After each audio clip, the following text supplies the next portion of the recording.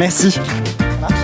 Merci, bonne soirée d'avoir répondu présent au projet RTU. Donc Alexandre Marie, très beau spectacle, je ne l'avais pas encore vu, émouvant, touchant, cynique, drôle, politique, je trouve. Comment vous avez eu l'idée, Alexandre, de travailler sur ce texte ? Eh bien, à vrai dire, j'ai été pendant presque une dizaine d'années chargé de compte settlement en intérim. Et donc du coup, évidemment, j'avais de la matière, je connaissais bien l'ambiance du bureau. Et puis surtout, j'avais envie de parler de ces nouvelles méthodes de management qui pressurisent tellement les salariés et qui les rendent très tristes, très fous, très malheureux ou très malades, et tellement désespérés parfois qu'ils en viennent à se jeter par les fenêtres. Même si elle, c'est très drôle parce qu'elle se tasse un peu les vertèbres, mais bon, voilà, il y en a, c'est moins drôle.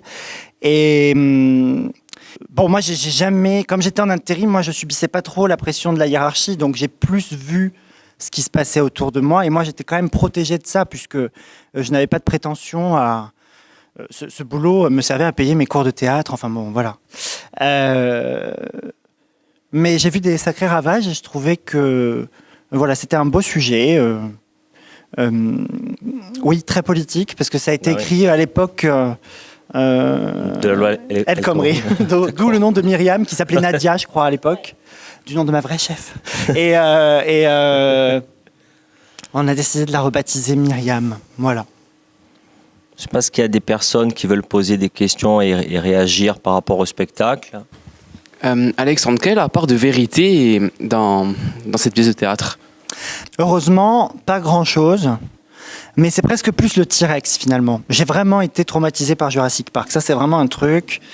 Et ma psy m'avait dit à l'époque, il faudrait vraiment que vous utilisiez cette chose, parce que je rêve assez régulièrement d'un T-Rex qui est beaucoup moins violent que ça, qui me regarde, et donc je bouge pas. Alors du coup, il fait autre chose, du coup, je peux avancer, puis d'un coup, je m'arrête, il me regarde, j'arrête. Enfin voilà, c'est très bizarre.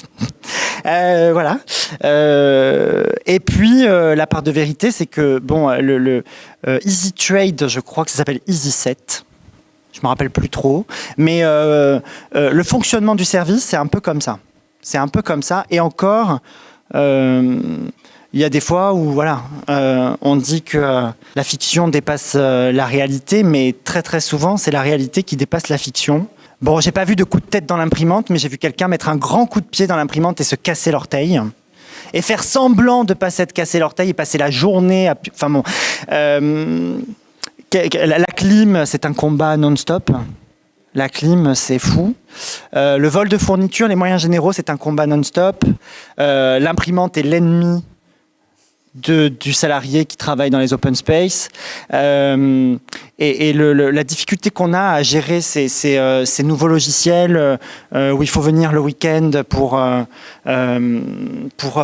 faire des tests quand les clients ne travaillent pas. Tout ça c'est vrai, hein, on passe des journées entières à tester des choses, et puis il y a un problème parce que dans une colonne de ce fichier Excel où il y a 230 000 ou 400 000 lignes, il y a des trucs qui vont pas, il faut reformater, il faut faire des filtres, c'est à devenir fou vraiment. Et j'ai vu des gens pleurer, j'ai vu des gens s'énerver, j'ai vu des gens descendre des bouteilles de whisky, j'ai vu donc il y a dans le fonctionnement, j'ai pas autant d'imagination que ça finalement.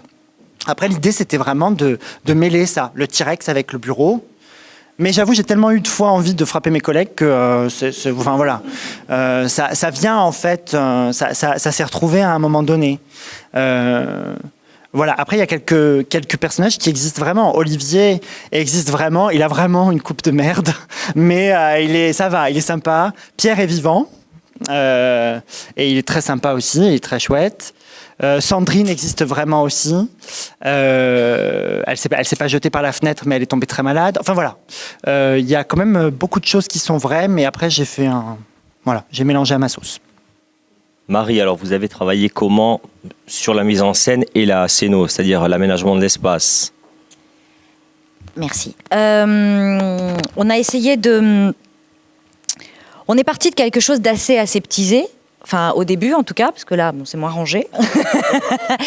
On est parti de quelque chose d'assez aseptisé, d'assez impersonnel.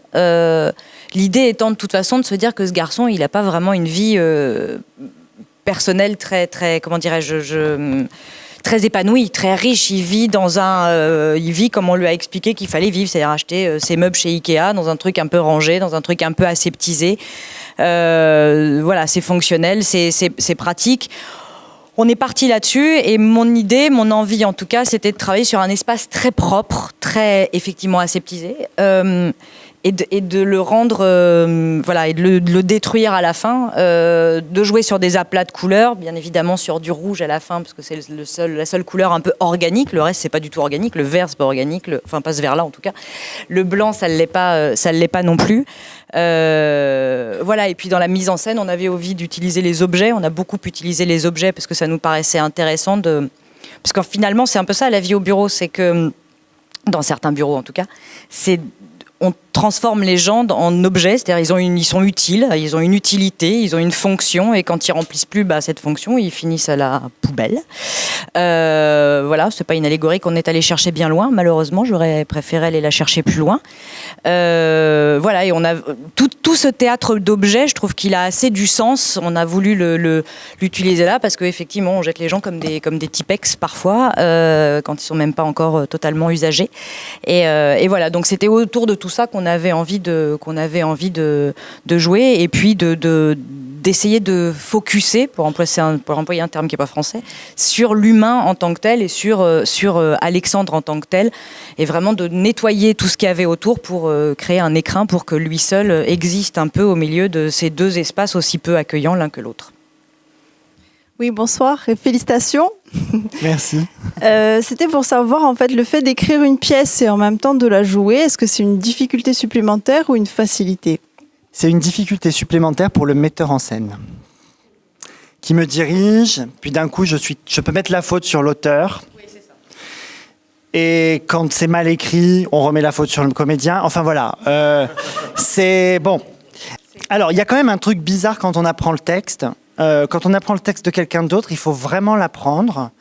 Quand c'est le nôtre, et en plus, comment dire, l'idée, c'est que moi, j'avais écrit quelque chose de très en prose, en fait. Ça faisait presque comme une nouvelle ou un roman.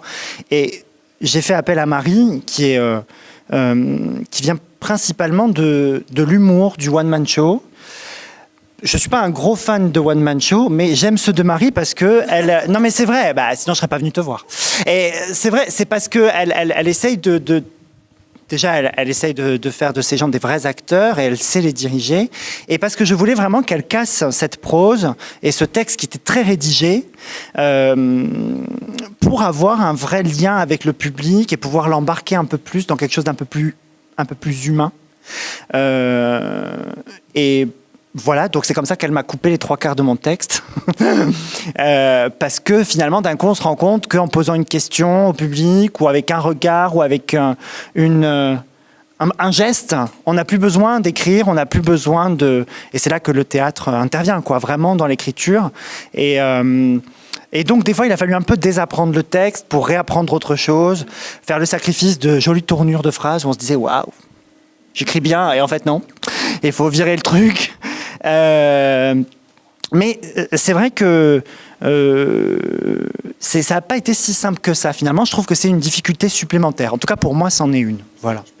Pardon. Je vais compléter. En réalité, le problème, c'est qu'à un moment, il faut foutre dehors l'auteur. Enfin, il faut vraiment le remercier chaleureusement pour tout le travail qu'il a fait, le mettre dehors, et puis dire au comédien, pardon, est-ce que je pourrais vraiment parler au comédien ? Merci vraiment à l'auteur, merci beaucoup, au revoir monsieur, merci. Voilà. Et ça, c'est compliqué parce que de temps en temps, le mec revient en faisant, oui, alors, on lui dit non, tournez toujours, c'est toujours la porte. Voilà. Et ça, c'est vraiment compliqué. L'autre chose, c'est qu'après, le comédien prend des libertés avec le texte, parce que vu que l'auteur est encore un peu là, ça a été écrit grosso modo comme ça. Non, en fait, ça a été écrit comme ça, pour de vrai. Et ça, c'est aussi une difficulté, c'est-à-dire que le comédien ne prenne pas des libertés sous prétexte qu'il est l'auteur avec un texte qui a pourtant été écrit, parce que sinon, on ne s'arrête jamais. C'est-à-dire qu'en fait, on peut tout le temps améliorer, rechanger, etc., etc. Et le travail qu'on a fait avec Alexandre, ça a été aussi beaucoup de ce qu'on appelle, nous, casser le 4e mur. C'est-à-dire travailler une espèce d'adresse publique qui est pas vraiment... Enfin, c'est toute la finesse de cette adresse publique qui est entre le fait de vous parler réellement directement et pour autant que vous vous sentiez pas... que ce soit pas non plus... Ouais, parce que je pense que... et toute cette adresse publique, elle est importante à travailler pour qu'elle reste naturelle. On a le droit de paraphraser un peu et de partir un peu dans une paraphrase du texte, c'est-à-dire de se le réapproprier à chaque fois. Mais il y a un juste dosage à trouver là-dedans, et ça, c'est une difficulté supplémentaire aussi. Alors, c'est l'avantage d'avoir l'auteur aussi sur le plateau, mais l'inconvénient, c'est aussi qu'il faut le mettre dehors de temps en temps. Bonsoir, donc d'abord félicitations, parce que moi j'ai vu le spectacle en 2016. Donc là, il y a vraiment une vraie évolution. Enfin, en tout cas, je le constate et bravo. Et là, je vais poser une question au comédien, pas à l'auteur, au comédien, par rapport au travail, justement, au seul en scène, le travail justement de création d'un seul en scène par rapport au travail de troupe, peut-être. Est-ce qu'on peut expliquer au public les particularités, les difficultés, les avantages, les inconvénients, s'il y en a aussi, lorsqu'on est seul? Après, moi je crois... Alors je sais pas, parce que c'est mon premier seul en scène, mais alors peut-être c'est comme ça à chaque fois. Mais moi, je dirais que chaque spectacle nécessite son groupe ou sa personne. Il y a des seuls en scène qui sont... Ça va très loin, hein. Il y a du stand-up, il y a des gens qui font des seuls en scène qui ont des chansons, il y a on a vu un seul en scène d'un mec qui fait tout à la batterie. Enfin, il y a des gens qui viennent, qui racontent leur vie très triste. Tu as l'impression d'avoir affaire à leur carnet médical. Enfin bon, c'est très, très différent. Chacun le prend à sa manière. Donc, être seul, disons que tu endosses pas mal la responsabilité du truc. Si c'est foireux, si ça marche pas, tu peux pas t'en prendre à quelqu'un d'autre. Donc il y a quand même une pression supplémentaire, je trouve. Après, dans ce spectacle-là, ce que j'ai trouvé très difficile par rapport à d'autres spectacles, mais où je suppose qu'il y a des seuls en scène qui ne sont pas comme ça, c'est d'être à la fois narrateur, de raconter quelque chose du passé, mais de le vivre en même temps, de changer de personnage, de revenir dans le présent, sans donner l'impression qu'on est en train de vous faire une illustration de quelque chose, mais plutôt, c'est une indication que mon metteur en scène m'a donnée, et ma metteuse en scène m'a donnée, et qui m'a beaucoup aidé, c'est il faut toujours que j'ai l'impression de vous prendre par la main, et de vous amener un petit peu à travers les souvenirs, en les redécouvrant avec vous. Donc voilà, c'est ce côté-là qui était un peu schizophrénique, et toujours, qui est très dur, ce qui fait qu'en plus, chaque représentation est très différente à chaque fois. Demain, on va devoir faire les raccords, je vous dis pas. Du coup, voilà, là, ça a été vraiment dur de commencer en connaissant l'histoire, de replonger dedans, de revenir. Ce qui est très dur aussi parfois, c'est de savoir qu'on vous fait rire et que nous, on n'a pas le droit de rire avec vous. De rester sérieux, d'être touché par le sentiment alors que vous marrez, mais c'est parce que vous êtes des monstres. On ne se marre pas quand quelqu'un se jette par la fenêtre, je vous signale. Enfin voilà, mais je pense pas que dans tous les seuls en scène ce soit comme ça. Parce qu'après moi les spectacles que j'ai fait où c'était par groupe de 5-6, j'avais toujours des scènes où on joue l'instant présent. Voilà, on est dans l'instant présent, c'est très simple, beaucoup plus simple finalement. Ceci dit, j'avais fait une pièce de Falk Richter qui était un peu comme ça, sauf qu'on était 10 à faire les narrateurs et à d'un coup devenir une scène. Enfin voilà, c'était un peu ça, pour moi, qui était difficile, en tout cas pour ce spectacle-là, pour ce travail-là. J'espère que ça répond à la question. Tout à fait, oui. Je peux compléter. Juste pour répondre à votre question, parce que par rapport à la mise en scène, moi je trouve que la grande différence entre mettre en scène du seul en scène, quel qu'il soit, du one man jusqu'au solo, puisqu'il faut faire des catégories, c'est aussi le fait qu'on crée beaucoup à partir de la personnalité de ce qu'on a sur scène. C'est-à-dire que quand on est un metteur en scène de troupe, on va dire, de théâtre, pour moi on a une espèce de vision globale à la lecture du texte, et on va utiliser les comédiens pour arriver à servir une vision qu'on a en tant que metteur en scène. Je trouve que quand on fait de la mise en scène de seul en scène ou de one, si on voit notre mise en scène, je trouve que c'est un peu loupé. C'est-à-dire que je trouve que la démarche est quasi inverse. C'est-à-dire que si on commence à trop imprimer une patte de metteur en scène et qui prend le dessus sur la personnalité du comédien, je trouve que c'est moins intéressant. Après, ça ne n'engage que moi et c'est ma vision très personnelle des choses. Du coup, c'est pas tout à fait qu'on taille, c'est qu'on a l'impression de travailler sur de la glaise et puis de dessiner quelque chose en fonction d'un matériau, d'une matière première qui nous est offerte sur scène et qui est le comédien. Je trouve que c'est la grande différence avec l'aventure de troupe en tant que telle. Et effectivement, après ce que disait Alex, c'est très juste sur la mise en scène du récit. On en parlait tout à l'heure, pose toujours est problématique en tant que telle parce que par définition, elle n'est pas théâtrale. C'est vous raconter un truc en disant voilà, je vous raconte c'est pas l'exercice le plus théâtral. Et là, la difficulté dans laquelle l'auteur de ce spectacle, qu'il faudrait c'est auto-servi à lui-même, c'est une difficulté de s'écrire un récit qu'il faut mettre en scène derrière. Voilà. Merci beaucoup. Merci. Est-ce qu'il y a d'autres questions? Mais s'il n'y a pas d'autres questions, nous vous invitons à partager un verre tous ensemble dans la grande salle à côté. Merci d'être venus et à la prochaine captation. Ringrazio a tutti, buonasera. Merci. Merci.